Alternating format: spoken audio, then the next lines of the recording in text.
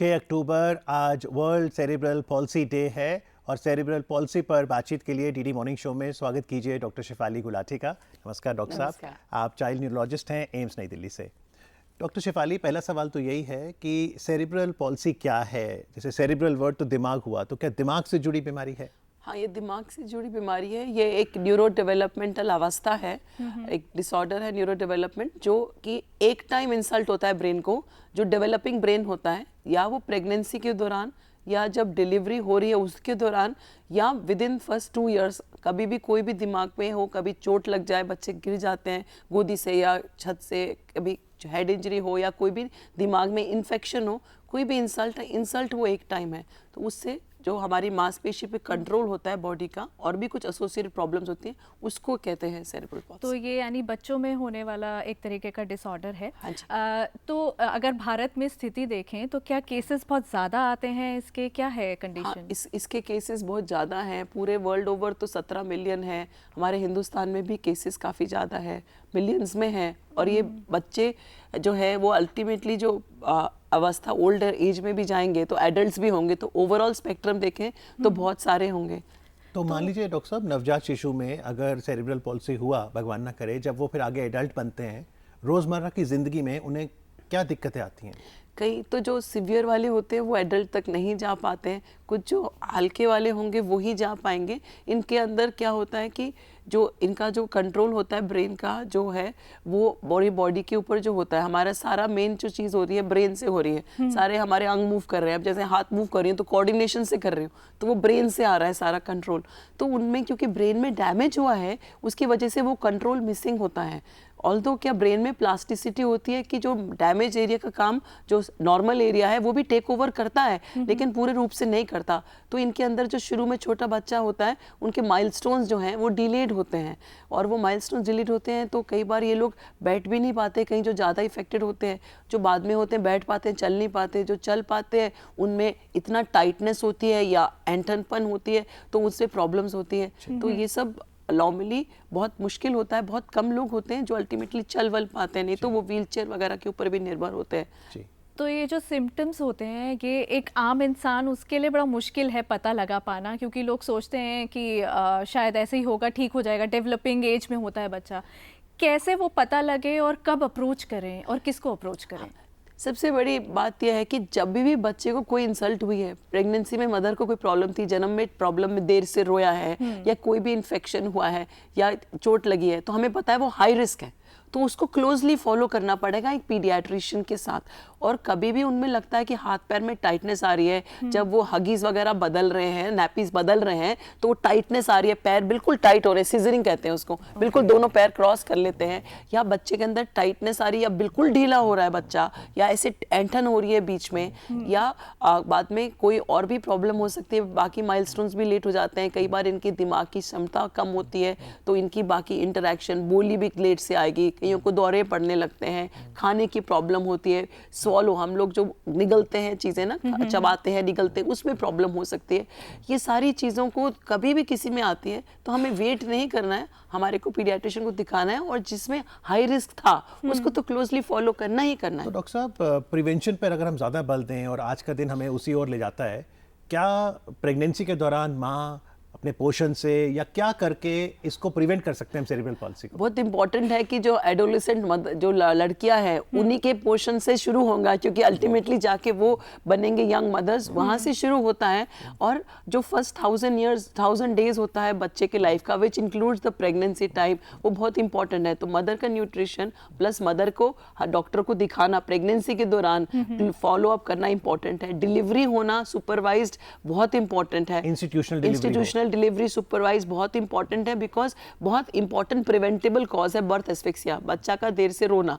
तो अगर डिलीवरी ही ठीक नहीं हो रही है तो बच्चे के दिमाग में, ब्रेन में सप्लाई कम हो रही है, और बाद में जो है, और जो हमारी छतें हैं उसके ऊपर ध्यान रखना है कि वो रेलिंग बनानी है, क्योंकि बच्चे बहुत कॉमनली छतों से गिर जाते हैं। तो हेड इंजरी है और कोई भी इन्फेक्शन हुआ बच्चे को तो क्लोजली उसका इलाज करना है ताकि चीज़ें प्रिवेंट हो, ये वाली चीज़ें। तो जो ट्रीटमेंट इसके दौरान चलता है वो किस तरीके का ट्रीटमेंट होता है और क्या लाइफ में कितने बदलाव आ सकते हैं? पहली बात तो है इनको जब हाई रिस्क वालों को ही फॉलो करना है, फिर पीडियाट्रिक डॉक्टर, और जब कॉम्प्लिकेटेड है तो पीडियाट्रिक न्यूरोलॉजिस्ट या डेवलपमेंटल पीडियाट्रिशियन उसका डायग्नोसिस बनाएगा। क्लिनिकल डायग्नोसिस है, कोई टेस्ट नहीं है उसके लिए। ये सारे जो लक्षण को देख के बच्चे को एग्जामिन करके बनाते हैं। और साथ में जो एसोसिएटेड प्रॉब्लम्स मैंने बनाई थी खाने की, और इसमें विजन की प्रॉब्लम भी हो सकती है, बोलने की प्रॉब्लम भी हो सकती है, दिमाग की समझ की, एपिलेप्सी दौरा, मिर्गी पड़ सकता है, ये सारी चीज़ों को देख के हर एक का ट्रीटमेंट करना पड़ेगा। कईयों चीज़ों के लिए दवाइयाँ हैं और बाकी चीज़ों के लिए व्यायाम है। Positioning of the child important है। ये बच्चे जो न्यूबॉर्न भी होते हैं पूरे ऐसे एंड जाते हैं, तो इनको फ्लेक्स करके, आपने देखा होगा पुराने ज़माने में होता था, पालने होते थे वो ऊपर से टांगे होते थे, वो आजकल वो सब नहीं हो रहा है। तो वो जो पोजीशन होती है जो टांगते हैं वो पालना, उसमें बेटर रहता है। तो उसकी पोजीशनिंग, उसका व्यायाम, वो सब करना है और जो बाकी एसोसिएटेड प्रॉब्लम्स को करेक्ट करना है। मिर्गी की दवाई, टाइटनेस की दवाई, एक्सरसाइज के बियॉन्ड, अगर आंख में नुक्स हो रहा है, तिरछापन आ रहा है, उसका सर्जरी हो सकती है। उसकी विजन की प्रॉब्लम है तो उसके लिए ऐनक लग सकती है। हियरिंग की प्रॉब्लम आ रही है। कई इंपॉर्टेंट एक और है, जब होता है ये पीलिया, बच्चे के जब दिमाग में, न्यूबॉर्न बच्चा, नवजात शिशु का पीलिया बहुत बढ़ जाता है, एक दिमाग के एरिया में जाके चिपक जाता है, जिसकी वजह से हियरिंग प्रॉब्लम हो सकती है और हाथ पैर में टेढ़ापन हो सकता है, तिरछापन। तो डॉक्टर साहब, क्योंकि आपने कहा भारत में और विश्व में ऐसे कई बच्चे हैं जिनको सेरेब्रल पाल्सी है, फिर आगे जब वो मान लो स्कूल में जाते हैं या समाज में आते हैं, आज के दिन आप कैसे प्रेरित करेंगे समाज को, माँ बाप को, कि हम ऐसे बच्चों को प्रोत्साहित करें? एक्चुअली हमें ये समझना है, मोस्ट इम्पॉर्टेंटली दो चीज़ें हैं। एक तो जिन बच्चे के माँ बाप जिनको प्रॉब्लम है, उनको ये समझना है कि निराश नहीं होना है, ना बच्चे की गलती है ना आपकी गलती है। हमें कोशिश करना है कि उसका जो मैक्सिमम पोटेंशियल है वहाँ तक ले जाएं। दूसरा बहुत इंपॉर्टेंट दायित्व बनता है, एक होती है मेडिकल कंडीशन, उसके बाद वो डिसेबिलिटी कब बनती है, उसकी इन्वायरमेंट, मेरी इन्वायरमेंट में जो मैं चल पा रही हूँ, जो फिजिकल इन्वायरमेंट है, प्लस आपका मेरे साथ एटीट्यूड क्या है। तो हर इंसान का, जिसके बच्चे भगवान की दया से सही हैं, उनको समझना चाहिए पांचों उंगलियां बराबर नहीं होती है, और जो ये बच्चों जिनको प्रॉब्लम है उनका इक्वल फंडामेंटल राइट है हर चीज़ के लिए, और उनको डिग्निटी और रिस्पेक्ट से देखना है। इंक्लूजन सिर्फ स्कूल में नहीं, इंक्लूजन सोसाइटी में इम्पोर्टेंट है। जी बिल्कुल। तो पूरी लाइफ क्या ट्रीटमेंट चलता है? मोस्टली इनका पूरी लाइफ चलता है। कई लोग व्हील चेयर बाउंड होते हैं, वो बहुत सीवियर इफेक्टेड, तो कहीं आगे उनकी लाइफ स्पैन कम होती है, और जो बाकी चल पाते हैं तो कहीं बहुत कम होते हैं जो बिना असिस्ट के चल पाए। तो केयर कैसे करें, क्योंकि अभी अवेयरनेस की कमी है।